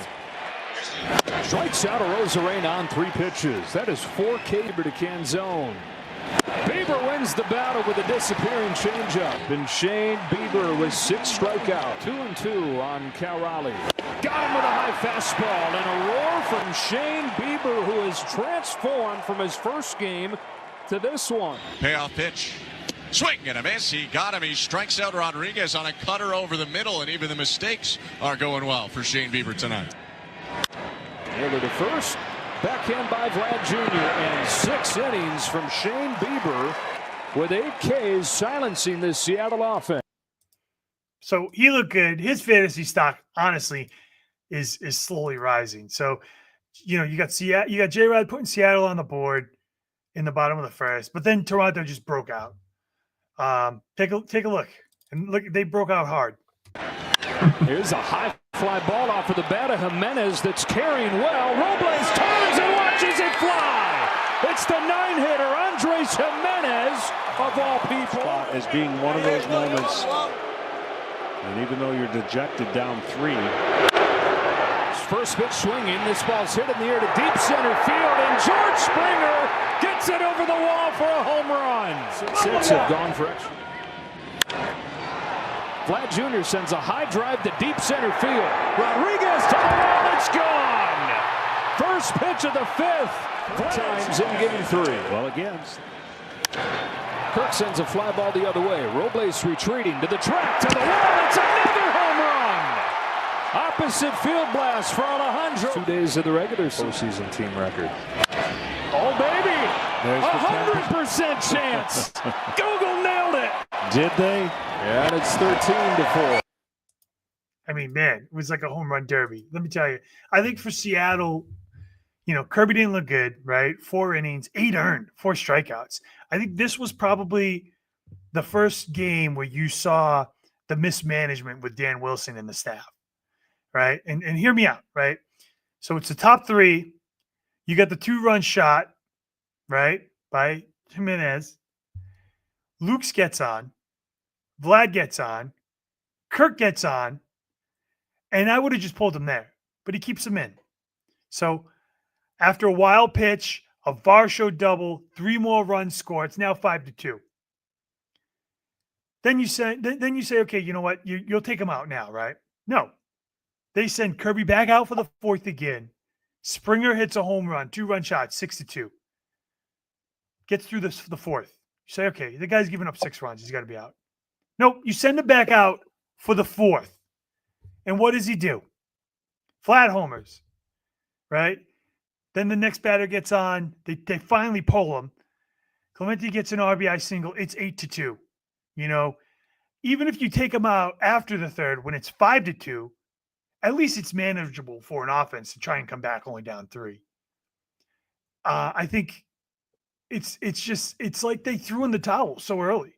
You keep Kirby out there. He doesn't have his stuff. He showed it to you. He looked good the first 2 innings, but then you run into trouble. You got the bases loaded. He already gave up 2 runs. You got the bases loaded, and then he gives up 3 more. And then you're like, okay, that should be enough. If I'm the manager, he got through. Let's just take him out. Nope, goes back out, gives up 2. All right, well, that's got to be enough. Nope, goes back out, gives up 2 more. Finally pulls up with no outs. Crazy, Offensively, you got a 2-run shot by J-Rod. Couple garbage runs in the 8th with Randy Rosarena, Cal Riley all hitting solo shots. But that to me is just a mismanagement. You have to know when to pull these guys. And obviously you do. You did it in game 5. You did it in game 2. Now it's game 3. And you're letting them go out there. It's not the regular season anymore. Like if you're giving up 8 runs in the playoffs, you should have been pulled 2 innings ago. That's my take on it. It upsets me because these games, obviously, you're up 2-0, and you kind of feel it's almost like you're what's the word? It's like you think you're better. It's like you're being arrogant. You're arrogant at that point. You're like, you know what? I'm up 2-0. F it. Go back out there, get through it. And he's giving up runs. Like, dude, you take him out. You take him. You should have took him out when the bases were loaded and he gave up a 2-run shot. But you don't. You keep him in and you lose the game. You get crushed.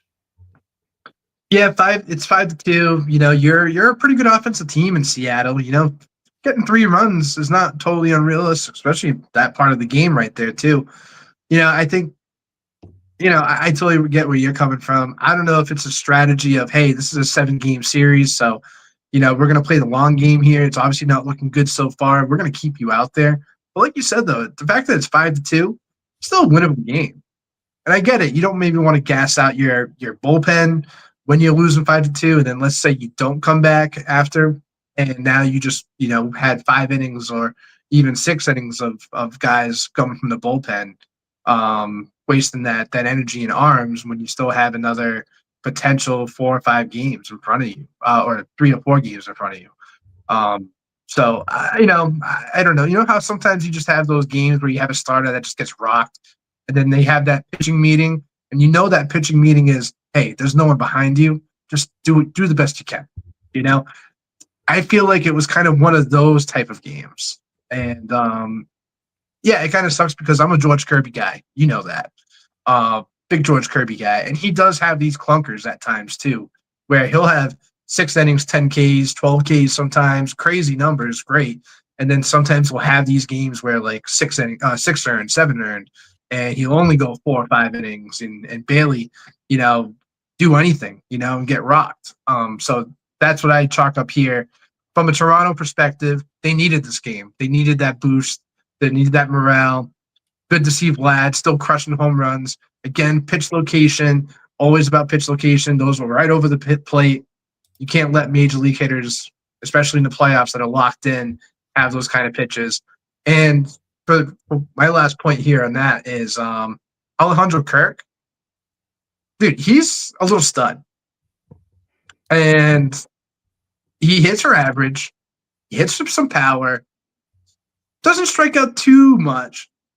But when we were watching that clip of Shane Bieber, Doug, man, I have an issue with people framing with their gloves and overreacting with the frame with the glove.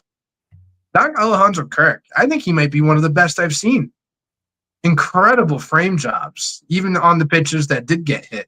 You could see how steady that glove is. Man, he's an asset on that team. Yeah, definitely underrated. I picked him up in our Bourbon League for a couple weeks while I was waiting for Ivan Herrera to get back from the IL, and he was definitely serviceable. Mm-hmm. Definitely serviceable. So you lose game 3, you get crushed at home. You're like, okay, you know what? Let's go game 4, right? To me, this is almost a must-win for Seattle, right? You're at home. You don't want the series to get out of hand. Like that's the last thing you want to do. You know, you win, you're up 3-1, you're sitting pretty. You really are. Instead, you lose 8-2. Now it's 2. The series is tied 2-2 with a huge game that just happened, and they won 3-2. They're up now. But that to me, like game 4 was almost a must win because now you have all this momentum flipping. You're at home. Some of these games you're supposed to win. They're doing the same thing to you you did to them. Like they're flipping you. They're flipping the script, and it's a must win. And can I just tell you this whole Max Scherzer thing? And honestly, people are saying he turned back time. They're saying the start was great. I mean, number wise, he was just really just able to limit damage. It wasn't an amazing start. He went 5-2, 2 earned, 5 strikeouts, 4 walks. He just limited the damage and let the offense go out there and do its thing. Vlad hits the home run. Jimenez, who they traded for, like we talked about, he hits another home run, you know. So, and then, of course, Seattle, like you said, they might be saving their arms. So Luis Castillo starts. His stock to me is falling. Goes 2 1/3, 3 earned, 1 strikeout. Didn't look good. You know, the only bright spot, Josh Naylor. He hits another home run. He goes 3 for 3. Guy finished number 1 overall first baseman in a points league in fantasy. And he's making the case he should be treated like one. But I have a video of all the scoring done for game 4. And yeah, take a look. It's entertaining, that's for sure. To the park. He flips one to short and a pluck from Crawford. It's been the big hurdle for him. Here's a high fly ball, deep center field. Varsho to the track, Varsho to the wall. It's gone! Nobody out, the 8th pitch. A high line drive to right field. Canzone's going back. It's gone again! Him tonight or tomorrow. Yanked to left field, that's headed for the corner. Extra bases for George Springer. Kiner Falefa is in to score, and it's 4-1 Jays. Guerrero drives the ball the other way. Canzone's going back. He's at the wall. It's gone! Vlad Jr. strikes again. With Rivas in the air to right field. Barger on the run, makes a diving catch. This year. Up the middle he goes. He's knocked in another. Schraw retreated. Now he's going to head for the plate. Here comes the throw from Rodriguez. It's not in time. 2 runs. I mean, like I said, it's to me, I don't think Max pitched a great game. I just think he did enough to just limit the damage, have his offense come out and do what they need to do. But it was almost a must win because now, listen, you got one more game at home. It's tied 2-2 when it should probably be 3-1. And now your team is just looking like it's dogging out there. You know, it's the script is flipped. And no one looks happy. That's what it is. No one looks happy. So, you know, if they didn't win tonight, they would have lost the series. Hands down, they would have lost the series. But they won. Now they only got to take one more in the next 2. So who knows? I don't want it to see it go to a game 7 because that would mean that Toronto is going to win at home. That means they're going to have that momentum built, and they're going to maybe squeeze out game 7. If it does go 7, I'd rather them just take the momentum from winning tonight, get it over with, win the series, go to the World Series, lose to the Dodgers. Yeah, it sounds about right. Yeah, game 4 was cool. It was good to see the offense come back alive again for Toronto. I mean, Max pitched good, but he wasn't like, vintage Max. Like, I mean, 4 walks still. Come on, only 2 Ks, 5 Ks and 5 2/3. Okay, that's fine, but that's not vintage Max. He didn't turn back the clock, didn't do any of that. And I didn't like how he barked at his manager right there either, I just don't there's that ego sometimes I just don't like. I get it. I get the competitiveness, all that stuff, but you just don't dog your guy right on the field like that in front of everyone like that. That's just me. But yeah, I mean, obviously, Vlad Guerrero just crushing it. Like I said, in the spotlight. He's here. He's staying. He's good. Luis Castillo, man, I think this playoffs got him a little rattled, I feel. Because is also how he's being used, too. He was used out of the bullpen in that first series as well. So, and he wasn't pitching well at all this year either. He was not very good. So, next year, he's a late bloomer guy. You're going to get him late in drafts, but I don't know. I'm probably staying away, to be quite frank. Because again, we don't know what that Seattle team's going to look like. We still don't know. A lot of contingencies. That's a contingent team, period, until things start to pan out a little bit. But yeah, Max is good. Barger is a pretty good player for Toronto. I think that guy might be worth a late flyer, I think, in drafts next year, too. He kind of emerged a little bit this past year, and clearly he's got some power. So I think there's some potential there. But he's got some light on him as well. I kind of like to see that grow into next year in drafts. But yeah, like you said, tonight was a different story for Seattle. Obviously winning the game pretty handedly with that grand slam, putting the slam dunk on it. They needed it in the bottom of the 8th, though. And honestly, it probably will go to 7 games. I think so. They are 2 very good baseball teams. It's not. I think it's a very even matchup all around. So, have we even voted on this? Oh man, you saw that, right? I did see that. Stop me in my tracks. But But yeah, I think they're both elite teams. It's going to go to 7 games. It should. They both 90-win teams this year. They both won their divisions pretty handily. So I expect to go 7 games. I still think Blue Jays. I do. They're going to be at home. Can't lose a game 7 at home like that, especially with that crowd that they're going to have. Who do you have on the hill at game 7? That's going to be the question. Who would you want at game 7, Doug? Who do you give the ball if you're Toronto? Would you rather give it to Shane Bieber? I don't know if he's lined up to pitch game 6 now. Yeah, I think he's pitching next. So do you go back, hold off on the Gosman? Is that who you call on? Is that your ace? Well, Gosman went today. Oh, that was him today. Oh, man. Well, I don't think he's starting. I think he'll be a relief option. Seattle is a little different. I think they got some flexibility because they have, Wu came in today, gave him 2 pretty good, decent innings. So, I mean, it's tough. If I'm Seattle, you treat next game as a must win. You treat it as 7. You don't treat it as 6. You treat it as 7. You win and you go. You got some well rested guys. Gilbert's pretty rested. Trying to think. Luis Castillo wins. So if Gilbert starts, you at least have flexibility out of that bullpen. You can go in and you can put Bryce Miller in there for a couple innings, maybe throw in Munoz will come out, and obviously if they're winning, pitch the 8th or the 9th, depending on where the score is.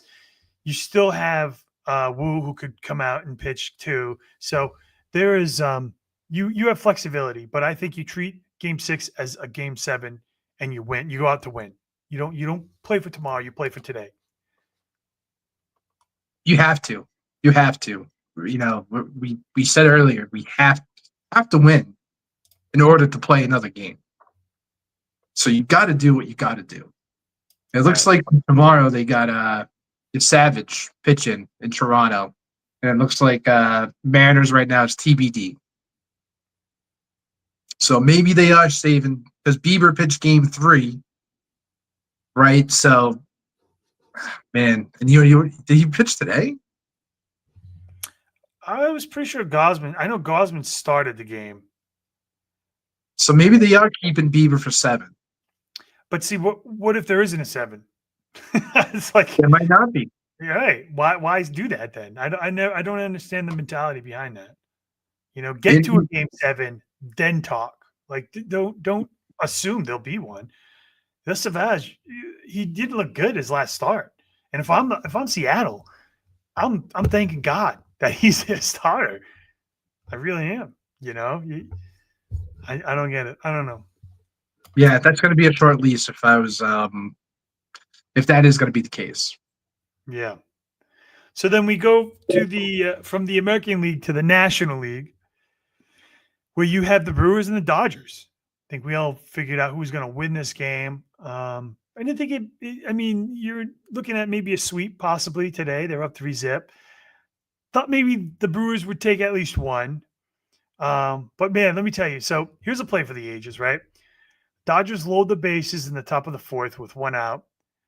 The Brewers get out of it, right? Take a look at this, and I'll explain it after. But just try to take a look at this play because it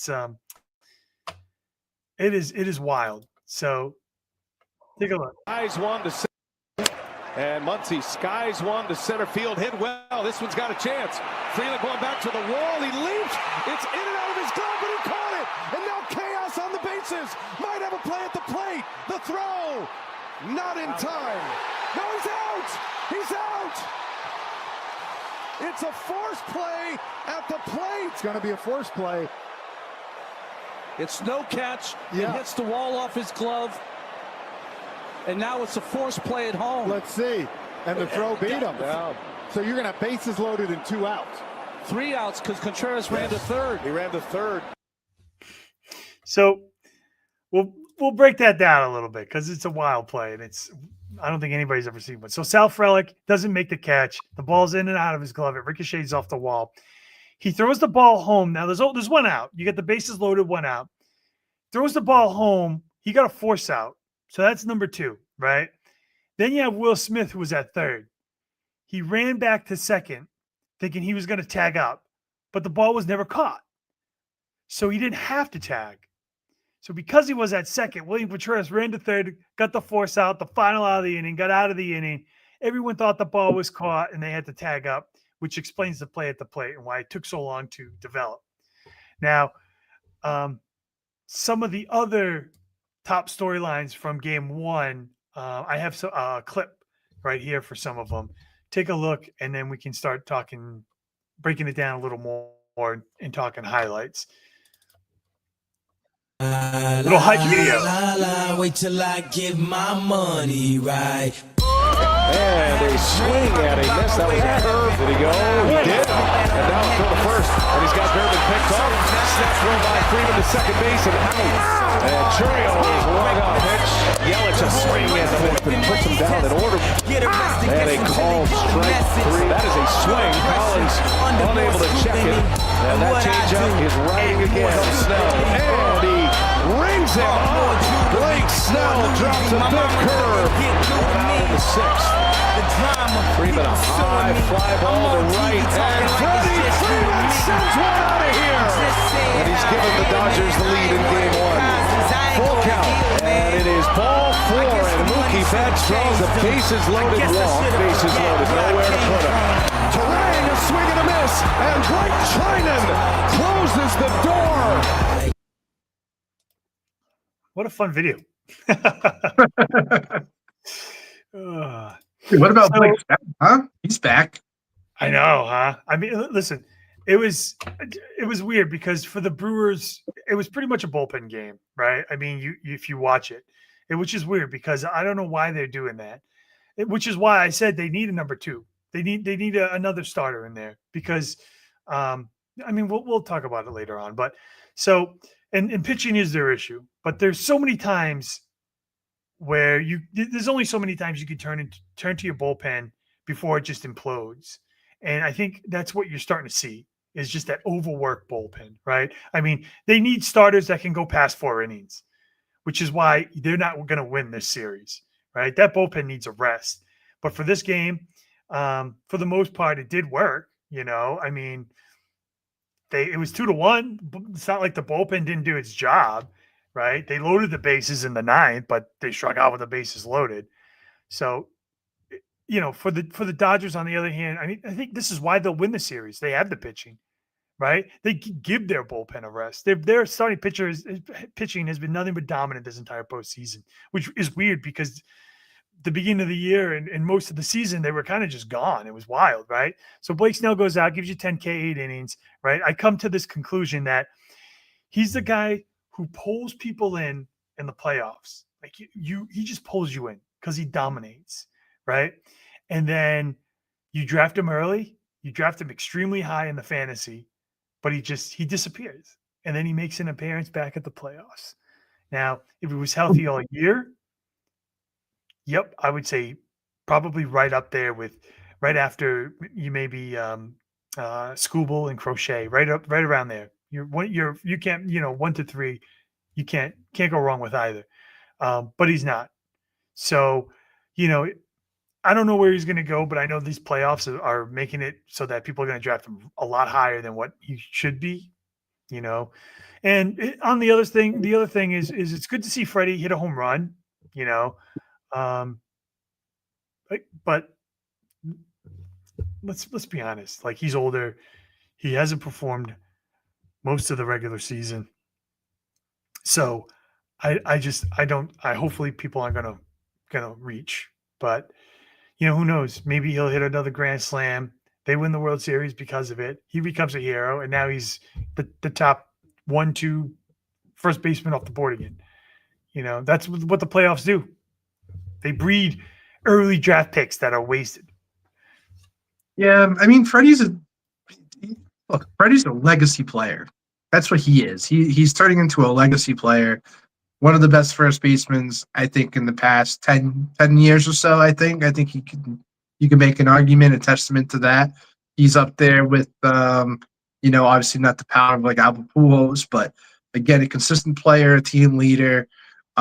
championship type of caliber player. Shows up for the big moments, doesn't really steer away from it. And again, the Dodgers have that luxury of having that wealth to pay these big pitchers, even when they do get hurt, to get ready for these postseason run. And we're going to talk about Glasnow later, and obviously the way he's been pitching, these playoffs, and he's been looking great, coming back from his injury throughout the season. But Blake Snell, man, I just wish he was healthy. It's kind of annoying. It's annoying that he's not healthy during the regular season because, man, fantasy aspect, he'd be a stud. He'd be an absolute stud. He'd be a hammer. Easily top 10 pitcher, but when he's not healthy, he's not consistent. And it's always going to be a high risk, high reward pick when you draft Blake Snell and redraft leagues. So it's great to see him do it. It's great to see him go 8 innings, 10 Ks, and look like the dude he was supposed to be during the regular season, but you just can't trust it. So, hey, it is what it is. Right. So then you go to game 2. I mean, man, so many just reels from the series because, and a lot of it's pitching, like their staff. Yeah. It's just, even you look at Otani today, the guy looks nails, man. It really is like a tough, like if you're a baseball fan and you're going up, if you're a player and you're going up against the Dodgers and it's the playoffs, it's like, when is there a break? Because every single starter is good. So you go up to game 2. Dodgers win 5-1, right? Yamamoto probably finally living up to those expectations when he signed that massive 12-year, $325 million contract a couple of years ago in 2024. The guy just turned 27, tosses the first complete game in the playoffs since 2017, 111 pitch gem. Take a look at some of those strikeouts and take a look at this gem. And a called strike 3. Normally do quite a bit from everybody in their lineup. As Chirrut crowned 3 times as well. As he strikes out, Ortiz takes off. And the pitch is a called strike 3. Hitting for Joey Ortiz. And a called strike 3. Here he comes, the 0-2. And a swing and a miss. And Yoshi Yamamoto with his crown jewel as a Dodger. It is a complete game. I mean, as you can see by the clip, he did get a little help from the defense. But 9 innings, 7K, 1 earned. It's a gem, right? I think if anybody's stock is going up these playoffs, it's that the whole Dodgers rotation.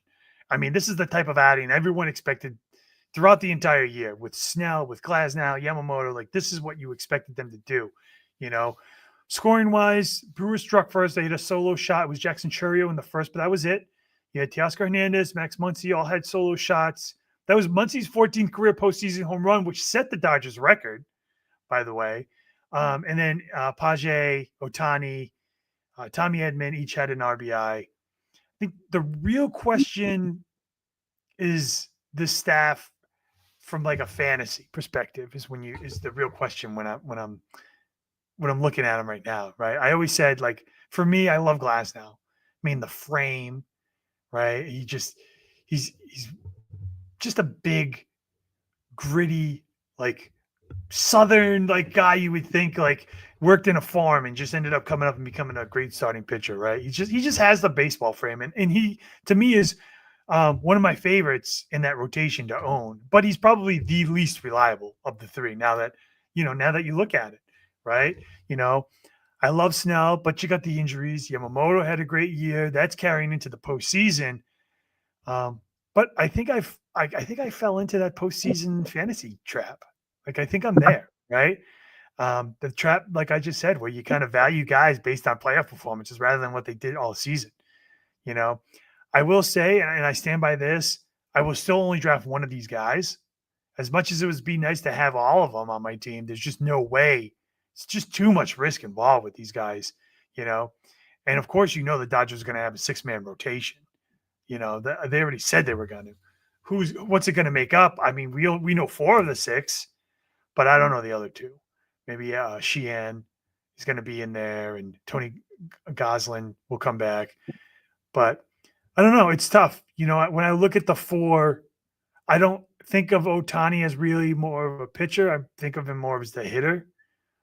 Obviously, you still want him because if you're in a weekly league, gets you that 2 start, which is nice. Throw him in there and then put him back as a hitter the week after, and he can get you 40 points either or, doing both. You know, if I was gonna rate the 3, and Mike, I want to hear. Actually, you know what, Mike, you tell me the 3 that you're. I think I already know who you're going to draft. 1, 2, and 3 for the pitchers. But what are you thinking? If between those 3 guys right there, man, honestly, I'm going to be honest with you, Doug. I think you're going to be a little surprised. I'm going to go Yamamoto 1, and then Snell 2, and then Glasnow 3.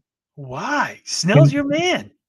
Snell's my man, but like I said, he only shows up in the postseason, it seems like now. And again, I feel like he's a high-risk pick when you draft him in leagues. I feel like every year that I do keep him or do draft him, there's just a lot of injuries that go with it. And when he's out there, he's great. He is a top-line guy.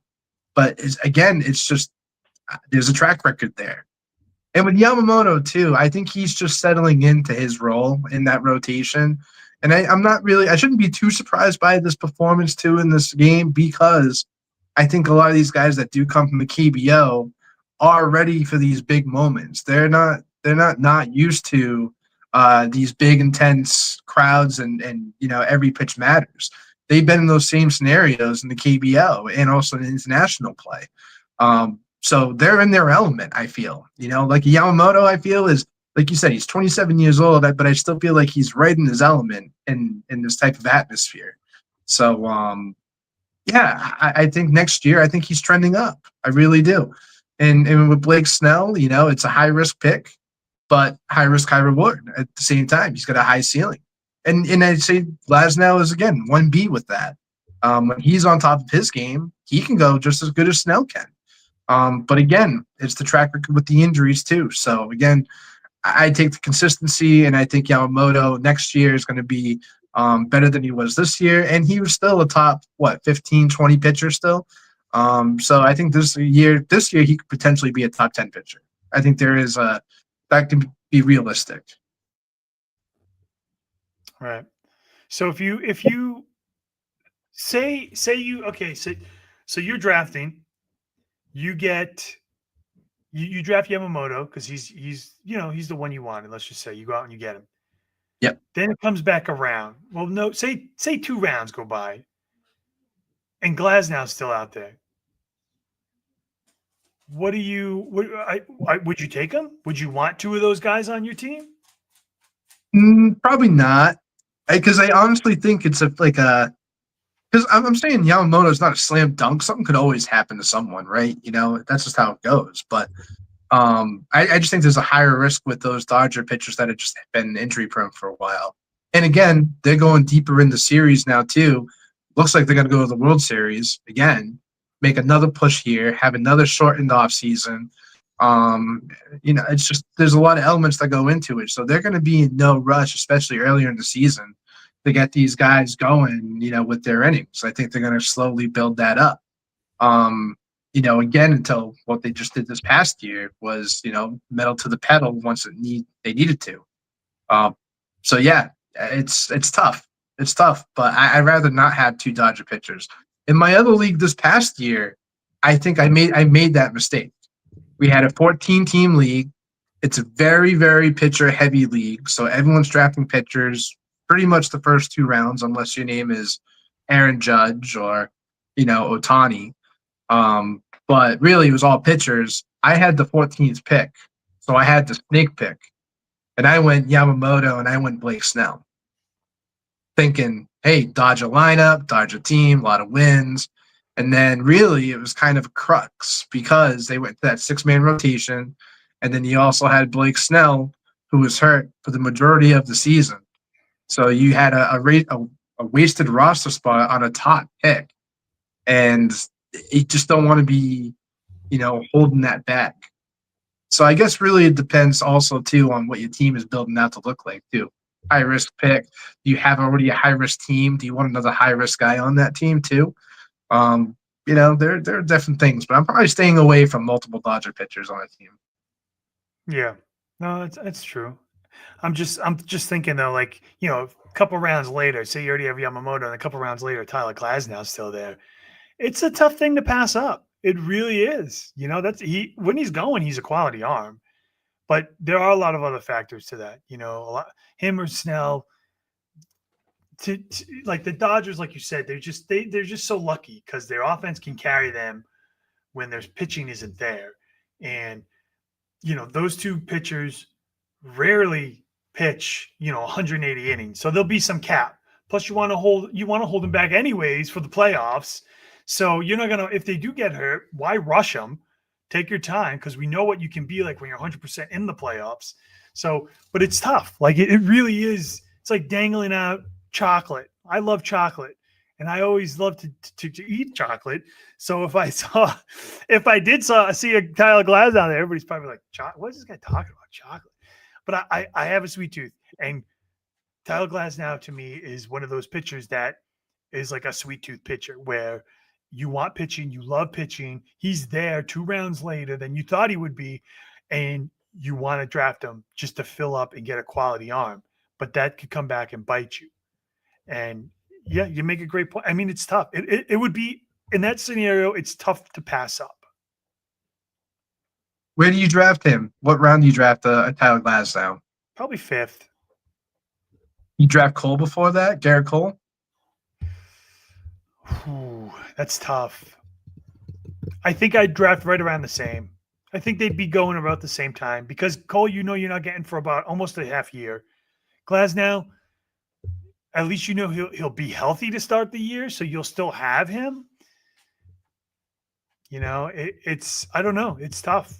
I mean, I'd rather have Cole, but if I'm not going to have him for the first half of the year, maybe Glasnow might be the answer. Because some of those wins at the beginning of the year for your fantasy team, they're the difference between getting a bye and not. You know what I mean? Seeding is huge in playoffs. We all saw that in our Bourbon League. Yeah. So, you get those early wins out of the way, and maybe he does get hurt. Well, he'll be back toward the end of the year because they're not going to rush him. Maybe he'll help you win a championship. I don't know. Absolutely. There's so many ways to look at that scenario, Dude, wait till draft comes. We're going to have to get more in depth on that. I know. So Game 3, this will bring us right up to date because we're in Game 4 tonight, which the Dodgers are still up 3-0. Brewers 1-3. Again, like the staff is holding the Dodger offense in check, right? But it's funny because I remember last week we were talking about how sometimes when the World Series comes, the real World Series is within the leagues. And so for me, I think, like I said, the Phillies and Dodgers to me was like a real World Series, right? It was probably more competitive than what the actual World Series is going to be, right? And the way the Dodgers are playing right now, it looks like they might not lose another game. They might just win out. Who knows? They're starting pitching very healthy, like we just said. If healthy, you potentially have 3 Cy Young candidates, possibly 4 if Ohtani qualifies. Game 3 performance, Glasnow, 5 2/3, 1 earned, 8 strikeouts, brings his ERA down to a 0.68. Like take a look at this outing and look at some of these pitches, because the speed is there, the velocity, the control, the off-speed stuff. This is what you want. This is why you draft the guy. Take a look. 8 strikeouts and no walks. Turang, a swing. Glasnow deal. Max Muncy, mark it down. Big play in the game early. Let me tell you, not just a great play. Watch this. He pretty much got up. Can't do it any better than that. Turang, a swing and a miss for Glasnow. That's his second. He's got 1 on the curveball and now 1 on the curveball off the same position. And a swing and a back-to-back Ks for Tyler Glasnow. He's up 3-2, just couldn't lay off. Glasnow on 3-2, and Ronnie going back to the third. Well, Vaughn took a fastball right down the middle on the 2-1 count, And then that one you can't get to. That was a beautiful pitch on the outside corner. 5 Ks for Glasnow. And a swing and a miss. He's got 6 in the game. He's just got that great. All you can do is bounce it. They're going to swing at it. Plays for the big right-hander. And a swing and a miss. Chase ball 4. Glasnow, strikeout run. Well, there's the answer to the question. 1 base runner is what Dave Roberts was going to allow Glasnow. He's out 5 2/3. So, I mean, offensively, it was really just the Dodgers getting key hits, right? Betts hits an RBI double. Edman hits that RBI single. Freeman scores on a scoring error. That was all you really needed, right? The Brewers really haven't looked that bad from a pitching aspect. Their rookie, Jacob Mirowski, electric, man. 5 innings, 9 strikeouts, 1 earned. Like, the guy looks great. You know, take a look at some of his stuff from Game 3. Run. And a swing and a miss and a wipeout curveball. Mizorowski strikes out Tommy Edman. 0-2 the count. And that is a called strike 3. 0-2 to Kike Hernandez, and down he goes. Mizorowski almost falls off the mound. Gave him a thumbs up over there to Pat Murphy. Yeah, it's a lightning strike. As Mizorowski climbs the ladder and strikes out Will Smith. He went upstairs with a breaking ball. That's the slider. And 0-2 the count on Edman. And he got him. Fastball at 100. 3-2 the count. And a swing and a miss. Jacob Mizorowski. 0-2 to Shohei Ohtani. And he got it. Called strike 3. Betts is rung up. I mean, man, I'll say it again, man. If there's somebody that's going to go a lot earlier than they did, and honestly, I don't even think he was really drafted. He was more picked up off a free agent in the world of fantasy. But stats for this series to date, not counting today's Game 4. Listen, there's not a Dodger that's batting 300 or better. So, you know, it's crazy to see as far as like playoff performances and how this is going to take into account for fantasy drafts. You know, Betts, Freddie, Teoscar, Will Smith, Max Muncy, none of those guys are hitting over that. So it's going to be interesting to see. You're really going to have to look at their stats for last year. You know, no one on the Brewers is batting 300 or better. So again, you know, we talked about it before, you know, when the show started. It's offense. Like, their pitching has held the Dodgers into check here. You know, three runs. The Dodgers are only scoring 3 runs a game. Like, that's almost a win with that lineup. That's definitely a win, right? I mean, obviously Peralta, he's only going 4 or 5, and they're yanking him. You know, Mizorowski, again, he's only going 4 or 5. They're yanking him. So to me, yeah, they need hitters. Yeah, they need a decent starting pitcher 2 in there. Mizorowski slips in at 3, you know, but where did some of their guys go, right? Churio, he had a rough second half. Terrain's only hitting 125. You got Contreras, who was a top 2-3 catcher off the board. He's only hitting 200. So a lot of question marks with the fantasy season. When this series ends, which will end today, because Ohtani hit another home run. They're up 4-0. It's a sweep. We can call that what it is. They're going to have enough time to rest all their players. Who knows what's going to happen, where these guys are going. I don't know. I'm not a fan of Jackson Chourio. I had him. He's a lot of strikeouts when he's not going. When he is going, he's great. When he's not, he's a tough pill to swallow. But I don't know. You got a couple minutes left, Mike. Why don't you break it down for us? Hey, I think Jackson Chourio, I think we can call him a poor man's like Corbin Carroll right now. Very high potential, but right now he just doesn't have it all together. Like you just said, Ohtani, 4 innings, 6 Ks today, 1 hit. Obviously, he just hit his second home run with a walk, too. It's an Ohtani day. It's theirs to lose. It should be them. They are them. Let's just call them for what they are. They're built for this, literally built for this moment. It's theirs to lose, and it's about their starting pitching. None of those games went over 6 runs, and I feel like some of those bats are going to start waking up, I think, in this World Series run. Like you said, they're going to have the rest, and I think they're good to go. Real quick before we finish up, who's your MVP for each? I think it's Josh Naylor. I think he's been the most consistent. We love the nail man, and I'm going to also go with here. I think it's going to be one of the pitchers.